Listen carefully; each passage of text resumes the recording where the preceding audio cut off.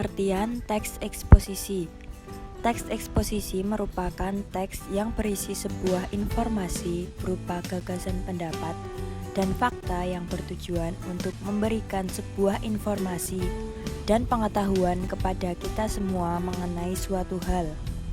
Paragraf dalam teks eksposisi sendiri sifatnya ilmiah atau non-fiksi. Dalam teks eksposisi umumnya berisi masalah serta rangkaian argumen dari penulis yang mendukung isu atau topik yang sedang dibahas.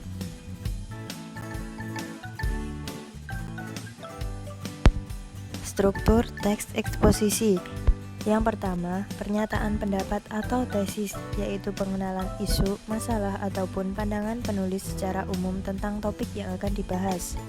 Yang kedua, argumentasi, yaitu pendapat atau argumen penulis berguna sebagai penjelasan dari tesis yang dijelaskan sebelumnya. Biasanya berisi fakta-fakta untuk memperkuat argumen penulis dalam mendorong ataupun menolak suatu gagasan. Yang ketiga, penegasan ulang atau reiteration, yaitu perumusan kembali secara ringkas. Biasanya bagian ini disebut dengan penutup atau simpulan.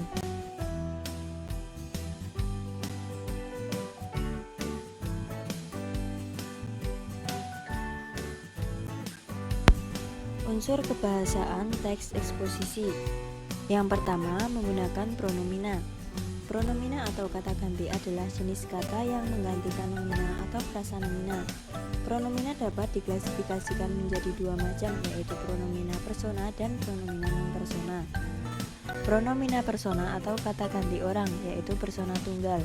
Contohnya seperti ia, dia, anda, kamu, aku, saudara, nya, mu, ku, dan si. Sedangkan persona jamak contohnya seperti kita, kami, kalian, mereka, hadirin, dan para. Pronomina non-persona atau kata ganti bukan orang, yaitu pronomina penunjuk, contohnya seperti ini, itu, sini, situ, dan sana. Sedangkan pronomina penanya contohnya seperti apa, mana, dan siapa. Yang kedua, adanya nomina, merupakan kata yang mengacu pada benda, baik nyata maupun abstrak. Dalam kalimat berkedudukan sebagai subjek, dilihat dari bentuk dan maknanya ada yang berbentuk nomina dasar maupun nomina turunan. Nomina dasar contohnya gambar, meja, rumah, dan pisau. Nomina turunan contohnya perbuatan, pembelian, kekuatan, dan lain-lain. Yang ketiga, verba atau kata kerja, merupakan kata yang mengandung makna dasar perbuatan, proses, atau keadaan yang bukan sifat. Dalam kalimat biasanya berfungsi sebagai predikat.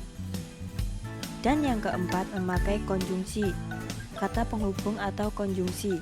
Contohnya pada kenyataannya, kemudian, dan lebih lanjut. Untuk memperkuat argumentasi, kata hubung atau konjungsi dapat dimanfaatkan.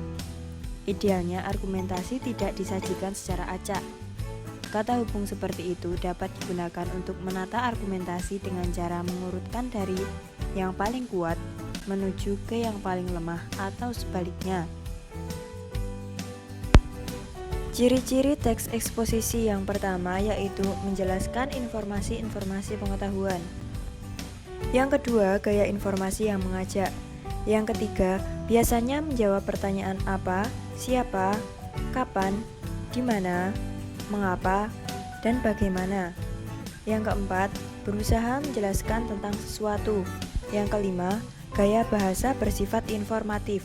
Yang keenam, berbasis pada fakta. Yang ketujuh, penyampaian teksnya jelas, lugas, dan baku. Yang kedelapan, memberikan pengetahuan baru. Yang kesembilan, bersifat netral dan objektif. Dan yang kesepuluh, terdapat fakta uraian singkat, padat, dan akurat.